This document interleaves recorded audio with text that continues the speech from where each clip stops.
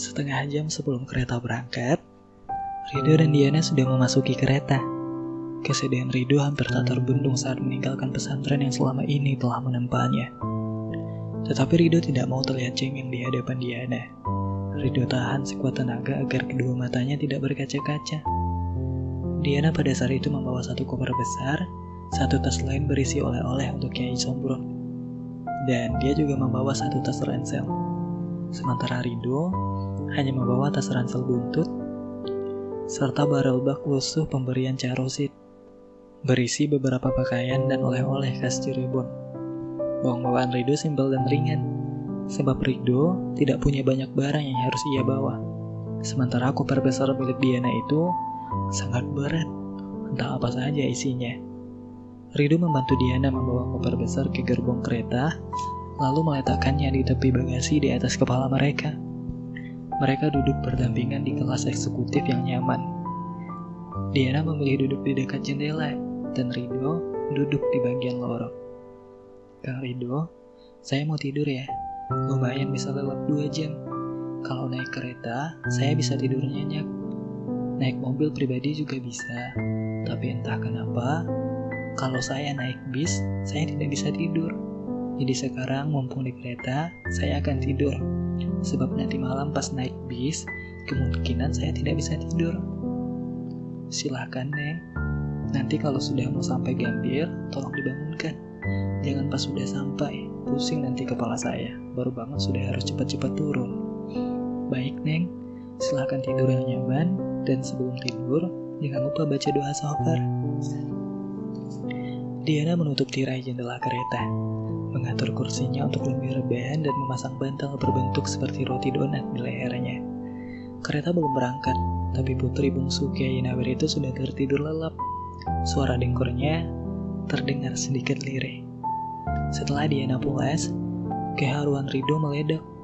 Mata pemuda itu berkaca-kaca.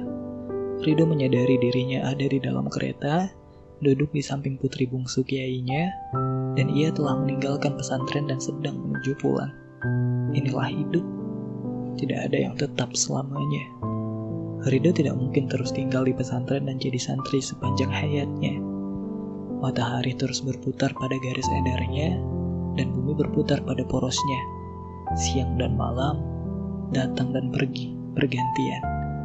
Rido teringat nasihat Simbah Kiai Nawir dalam salah satu pengajiannya. Nasihatnya seperti ini: "Santri-santriku, dalam pengembaraan mengarungi kehidupan dunia ini, jadilah kalian orang-orang yang penuh rindu, orang-orang yang rindu pulang. Jadilah seperti orang yang mengembara dan sangat rindu untuk pulang dan bertemu dengan keluarga. Orang yang didera rindu untuk segera pulang tentu berbeda dengan orang yang tidak merasa rindu. Meskipun sama-sama berpergian, orang yang didera rasa rindu tidak akan membuang-buang waktunya di jalan. Ia ingin cepat-cepat sampai ke rumah, sebab ia ingin segera bertemu dengan orang-orang yang dicintainya. Sebaliknya, orang yang tidak merasa rindu, mungkin dia akan mampir di suatu tempat, lalu berlama-lama di situ. Jadinya, akan banyak waktu yang terbuang dan sia-sia. Kita seperti orang berpergian di dunia ini, orang yang mengembara. Dunia ini bukan tujuan kita. Tujuan kita adalah Allah. Kita harus memiliki rasa rindu yang mendalam kepada Allah. Dan Allah kelak akan membalas dengan kehangatan rindu dan ridhonya yang tiada bandingnya. Rido merasa sangat beruntung mendapat didikan Kiai Nawir. Lebih dari itu, Rido merasa sangat beruntung telah menjadi khodim yang sangat dekat dengan kiainya itu. Ada banyak pelajaran yang ia dapatkan selama berkhidmah dan mendampingi Kiai Nawir yang mungkin tidak didapat oleh santri biasa.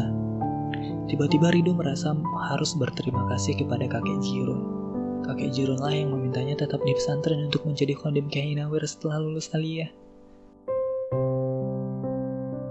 Suara peluit terdengar melengking. Tanda kereta api siap berangkat. Beberapa detik kemudian, kereta api ekspres jurusan Cirebon Gambir memulai perjalanan. Lirik suara dengkur Diana sudah tidak terdengar lagi, kalah oleh deru suara kereta. Ridho kembali pada kesadarannya bahwa sekarang itu adalah perjalanannya untuk pulang. Pulang untuk berjumpa dengan keluarganya, orang-orang yang dicintainya. Sudah hampir 4 tahun Ridho tidak pulang kampung. Ia patuhi pesan kakeknya agar tidak pulang kalau tidak disuruh Kyai Nawir pulang.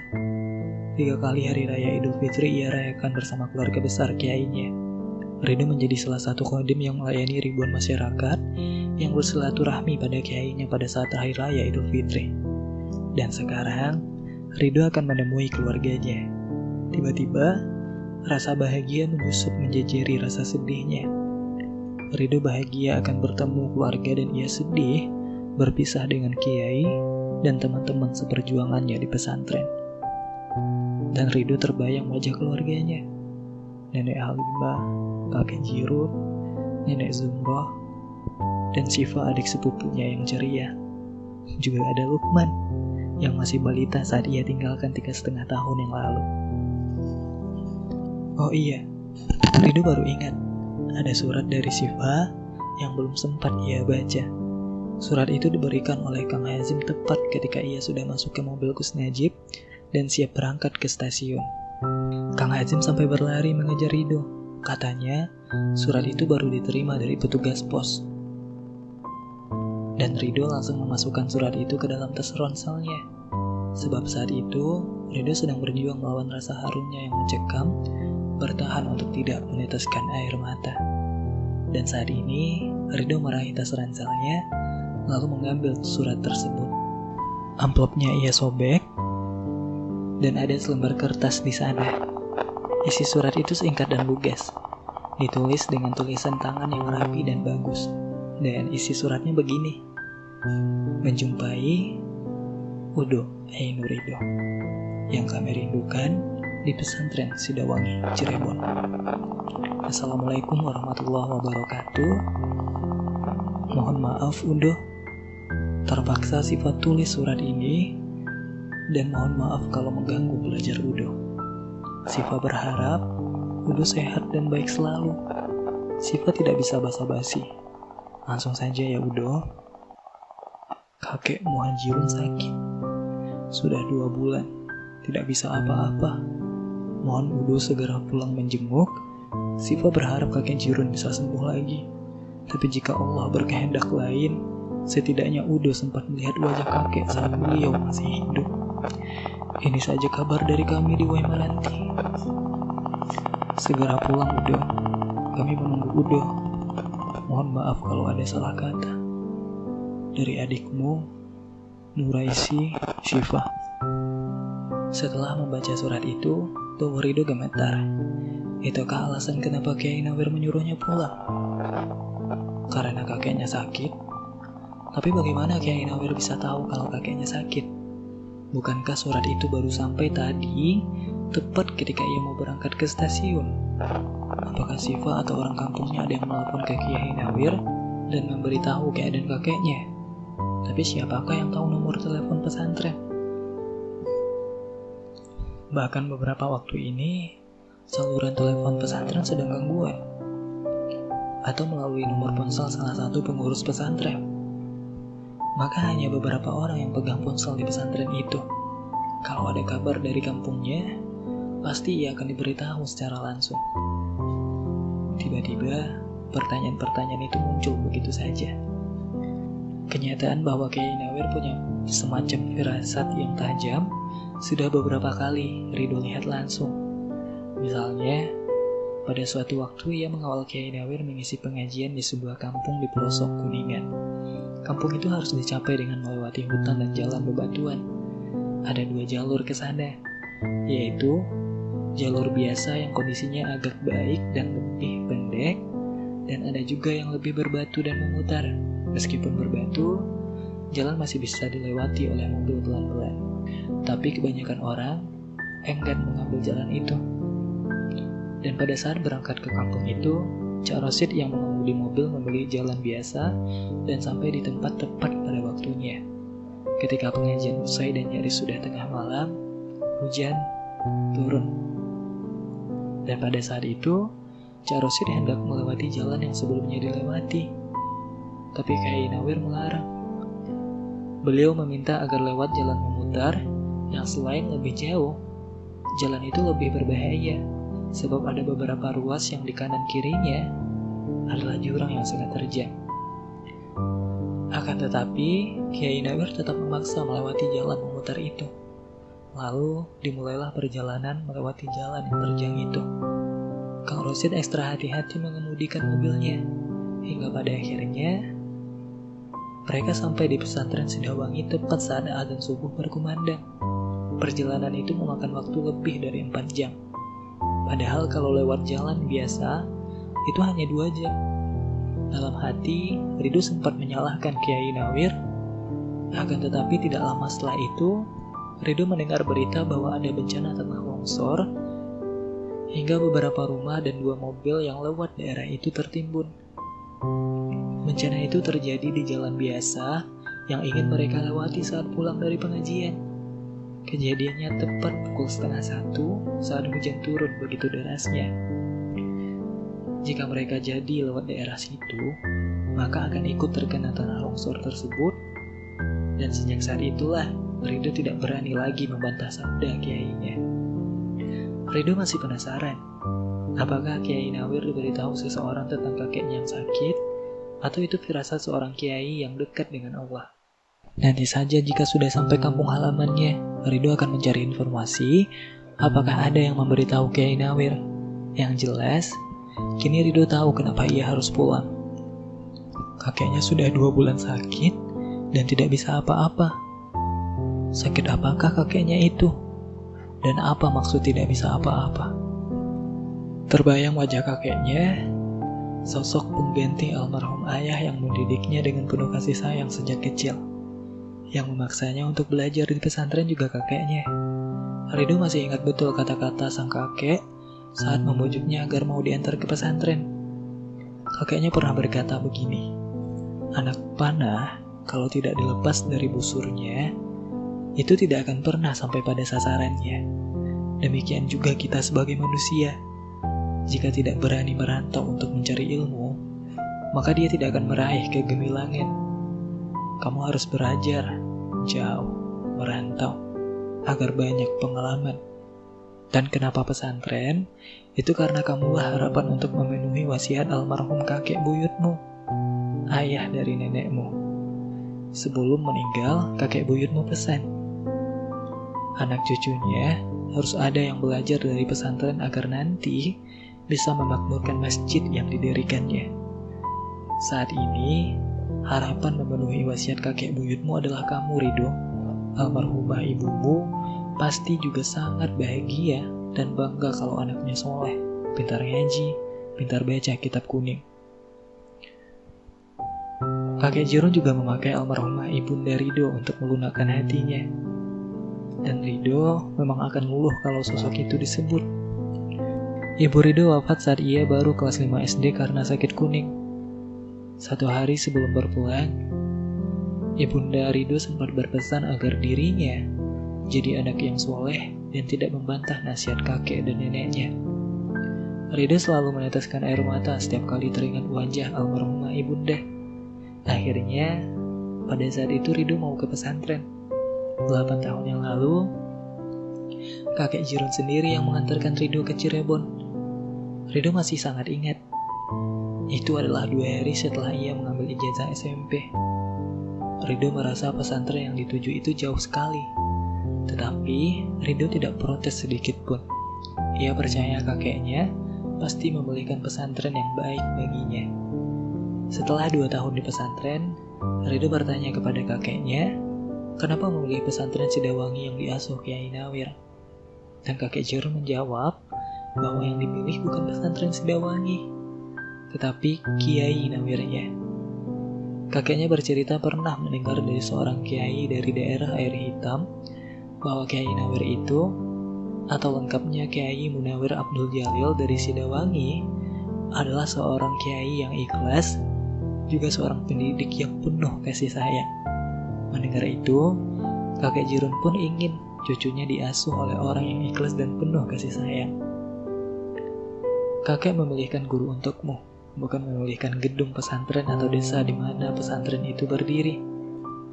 Sama kalau kau belajar silat, yang harus kau cari itu kehebatan ilmu guru silat itu, bukan kemegahan bangunan padepokannya.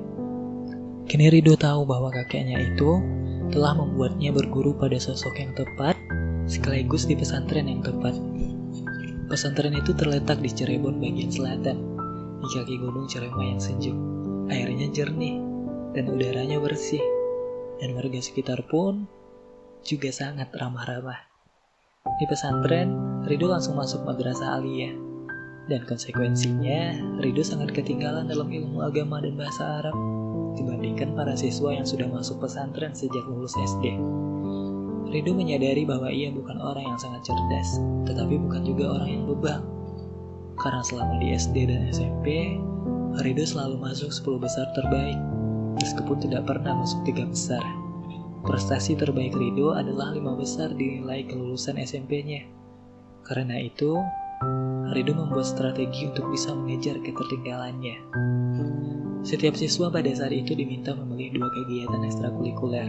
Sebenarnya, Ridho sangat tertarik dengan karya ilmiah remaja, tetapi Ridho harus mengejar ketertinggalannya di sisi ilmu untuk membaca kitab. Beruntung, ada ekstrakurikuler membaca kitab. Meski sedikit peminatnya karena dianggap membosankan, tetapi karena itu yang ia cari, maka Ridho pun memilihnya. Dan ekstrakurikuler keduanya adalah kegiatan pramuka.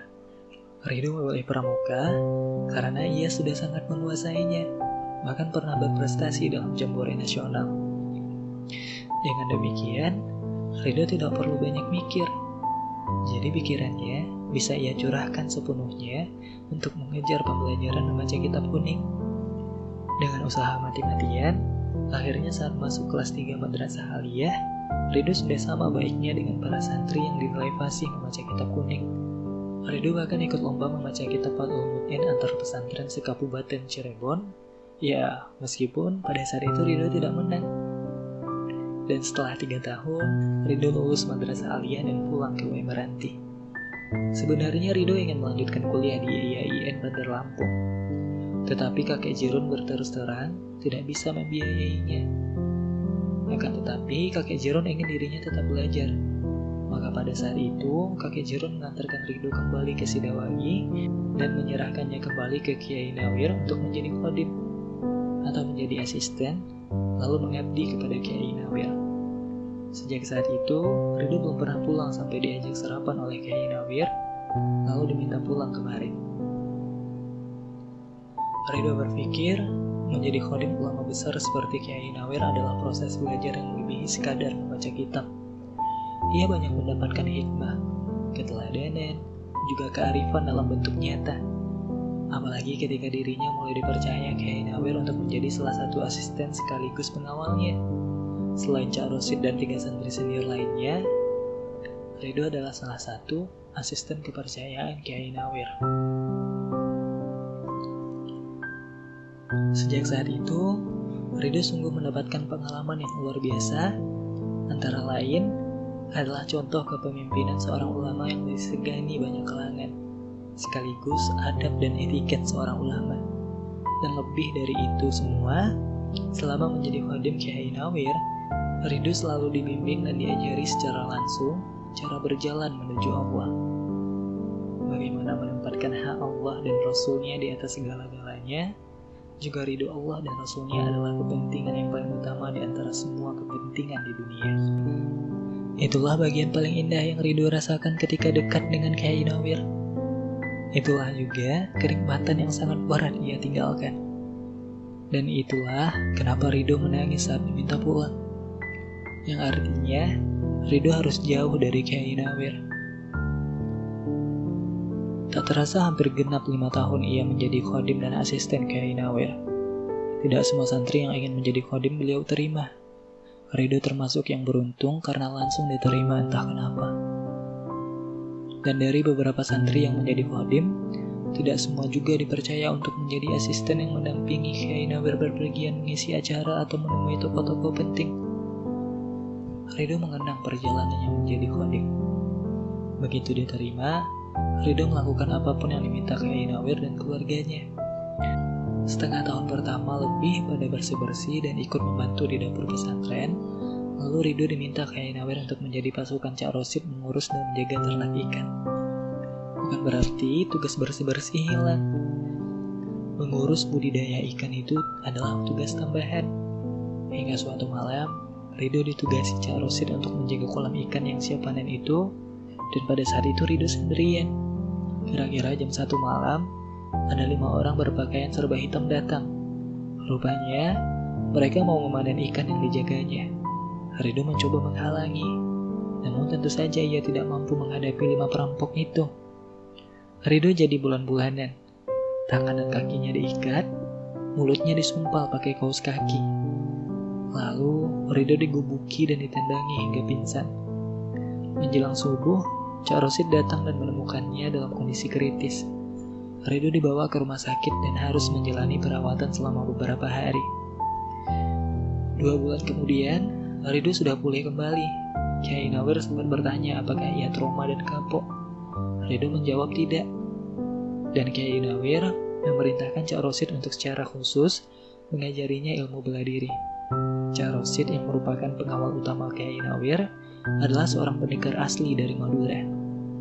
Cak Rosid belajar silat 10 tahun di Bangkalan, kemudian beliau merantau ke Jakarta dan bekerja sebagai security di sebuah bank swasta di Pasar Minggu. 3 tahun bekerja di Jakarta, Cak Rosid banyak bertukar ilmu dengan sesama bagian bela diri.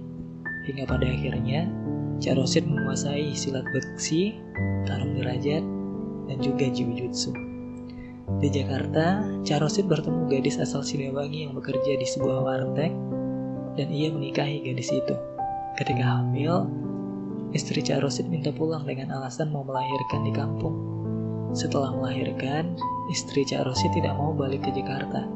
Cak Rosid bingung. Istri Cak Rosid itu ternyata masih ada hubungan kerabat dengan istri Kyai Nawir.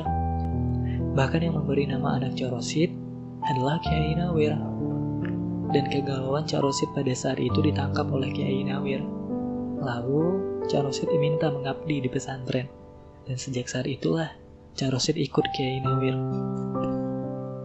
Dan dari Cak Rosid jugalah, Ridho belajar kesetiaan tanpa syarat pada sang Kyai. Pada suatu saat, Cak Rosid pernah bilang seperti ini, kita sebagai santri, jangan kalah militan dengan Kopassus. Kopassus sangat setia pada komandan dan korpsnya. Kita harus melebihi mereka. Ketika kita mengawal Kyai Nawir, maka kehormatan dan keselamatan beliau adalah tanggung jawab kita.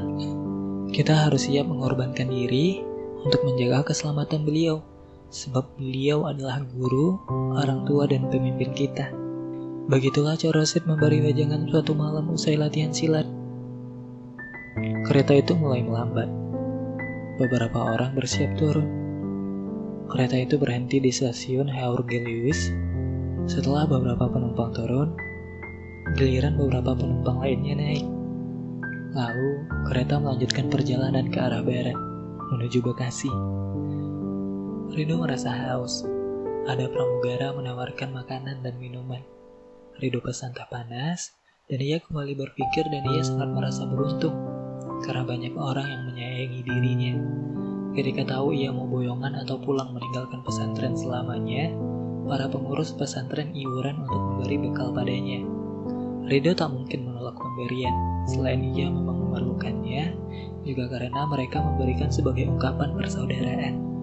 Cak Rosid juga memberi amplop berisi uang.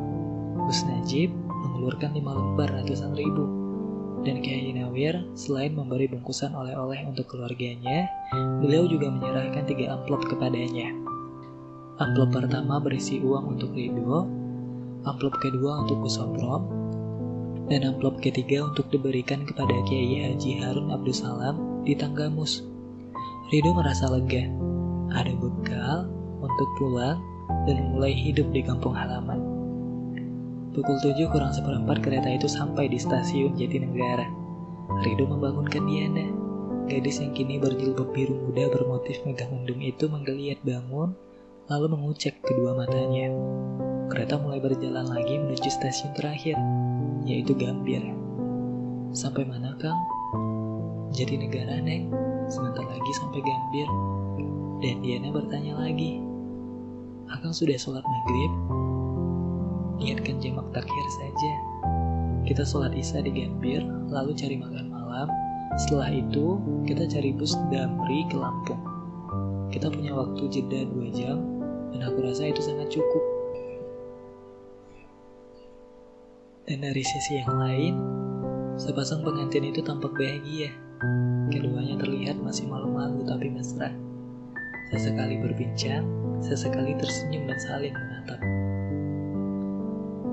Mereka mengenakan pengantin adat Lampung dengan mahkota singgar di kepala. Mereka tampak anggun dan berwibawa. Duduk berdampingan di pelaminan, dan keduanya bagaikan seorang raja dan ratu.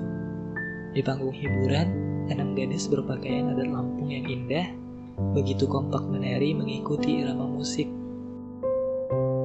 Itu adalah lagu Kumbang Hati yang terkenal. Hadirin seperti tersihir mendapat suguhan pementasan karya seni yang indah itu. Tari bedana kreasi dari para gadis Pekonwe Meranti ini berhasil merebut perhatian seluruh tamu. Juga suara indah gadis yang melantunkan lagu Kumbang Hati itu sangat mengesankan mereka. Tak percaya rasanya ada gadis di daerah yang punya suara seindah itu. Dan mereka mencari-cari asal suara. Di samping pembawa acara, tampak seorang gadis memegang mikrofon dan bernyanyi penuh penghayatan. Gadis itu memakai pakaian biasa saja, dengan kerudung menghiasi kepala. Gadis itu adalah Syifa. Tarian dan nyanyian lagu pertama usai. Kedua pengantin mengacungkan jempol. Seluruh hadirin bertepuk tangan. Berikutnya, izinkan kami kembali menghibur dua mempelai dengan membawakan lagu Laksamana Raja di Laut. Sahut Syifa tenang, lalu alunan musik khas Melayu menghentak. Syifa pun mulai melantunkan suara. Dan di hentakan yang lain, para penari menari dengan semangat dan merantak. Hadirin terkesima, lalu bertepuk tangan dengan kompak, dan sebagian ada yang histeris, karena suara Syifa tak kalah dengan suara Iyeth Bustami yang memasyurkan lagu ini. Lirik-lirik lagu itu rupanya dihafal oleh sebagian besar penduduk Pekon itu, sehingga sebagian dari mereka bergumam ikut menyanyikan sambil bergoyang ringan. Seorang ibu muda berjilbab ungu bergumam pada temannya. Untung saja grup organ tunggal yang diundang itu batal datang, sehingga kita dapat suguhan tarian bedana yang indah. Daripada nanggap organ tunggal yang kadang biduan-biduannya tidak menjaga sopan santun berpakaian, lebih baik menampilkan seni tradisional kita yang indah seperti ini. Benar, Bu? Kali ini, sang pengantin putri yang menyambung menendangkan lagu itu. Suaranya indah, meski masih kalah dibandingkan keindahan suara Syifa. Syifa tahu diri. Ia diam, lalu membiarkan sang pengantin putri melantunkan lagu Melayu itu. Begitu usai, penonton bertepuk tangan dengan gemuruh. Pengantin putri menangkupkan kedua tangan di dada sambil mengangguk terima kasih lalu duduk kembali. Suara pengantin perempuan ternyata luar biasa indah. Sungguh beruntung pengantin putranya, kata pembawa acara. Lalu seorang anak muda berteriak untuk mengulang nyanyinya lagi. Dan penonton masih belum puas. Syifa tersenyum. Baik, insya Allah kita masih punya 2 lagu. Dan penonton bertanya. Pertama, lagu dari daerah kita sendiri, Anak Ngukha. Maaf guys, aku nggak tahu cara penyebutannya. Pokoknya kalau aku baca di sini Ngukha. Kita lanjut, dan kita akan tutup dengan lagu Gindainya dari Siti Nurhaliza. Sahut Syifa pada saat itu. Para penonton hanya mengangguk-ngangguk. Lalu petikan gitar khas Lampung terdengar, musik mulai mengalun, dan para penari mulai melenggok anggun. Hadirin kembali tersihir dengan suara Syifa yang merdu. tari yang padu, dan iringan musik khas Lampung berlanggam kasidah Melayu. Siva dan teman-temannya pun menyudahi persembahannya dengan lagu Cindai yang dipopulerkan oleh Siti Nurhaliza. Irama lagu itu bernuansa riang sehingga cocok sebagai penutup persembahan. Suara Siva mengalun penuh penghayatan, mendendangkan lagu pungkasan. Tuan rumah, kedua mempelai, keluarga besar kedua mempelai, dan tetamu undangan semuanya merasa terkesan. Hanya satu yang terasa kurang, karena Siva berpakaian terlalu seadanya. Jika saja Siva memakai pakaian yang sama dengan para penari itu, alangkah serasinya. Penampilan Siva di pesta pernikahan malam itu sesungguhnya adalah karena dipaksa. Ia dipaksa oleh Santi, teman sekaligus kakak kelasnya waktu SMP yang biasa mengantarkannya kemana-mana. Santi dan beberapa teman-temannya menginisiasi pendirian sanggar tari yang bertujuan melestarikan tari-tari tradisional dari Lampung, terutama tari bedana yang bernuansa Islam. Mereka sudah latihan 4 bulan dan sudah melakukan pementasan di beberapa acara di kecamatan. Selama ini, mereka menari menggunakan rekaman lagu. Santi diminta pengantin perempuan untuk menampilkan grup tarinya di pentas pernikahannya. Pengantin perempuan yang ternyata masih sepupu Santi menyampaikan bahwa bayaran yang telah disiapkan untuk organ tunggal akan diberikan kepada santri dan grup tarinya. Organ tunggal itu batal tampil karena biduan utamanya mengalami kecelakaan tunggal dan kini kritis di rumah sakit. Santi menyanggupinya dan berpikir untuk memberikan persembahan terbaik. Maka Santi meminta Siva untuk menyanyi dan minta tolong sebuah grup orkes dari Pekan Kunali untuk mengiringi musiknya. Awalnya Siva tidak mau, tapi Santi terus merajuk. Tak ada yang lebih baik dalam bernyanyi di papan ini dari kau. Kau bahkan menang lomba nyanyi saat di sekolah. Tolonglah, sekali ini saja, agar sanggar kami bisa hidup. Karena dibayar profesional, maka kami juga harus profesional. Akhirnya pada saat itu Siva menyerah. Apalagi ia teringat selama ini Santi banyak membantu dirinya. Penampilan malam itu ternyata menjadi hiburan tersendiri bagi Siva yang selama ini hanya terpaku mengurus kakek, nenek, dan adiknya. Malam itu, dengan sejenak saja, Siva ikut larut dalam bahagia. Sebelum rebah di kamarnya, Siva teringat Rido. Kalau kakak sepupunya itu ada di rumah, apakah akan mengizinkan dirinya menyanyi?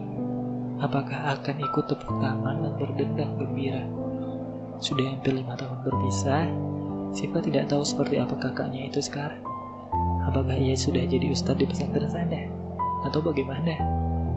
Sebelum memejamkan mata, gadis itu sempat mendoakan seluruh keluarga yang disayangnya.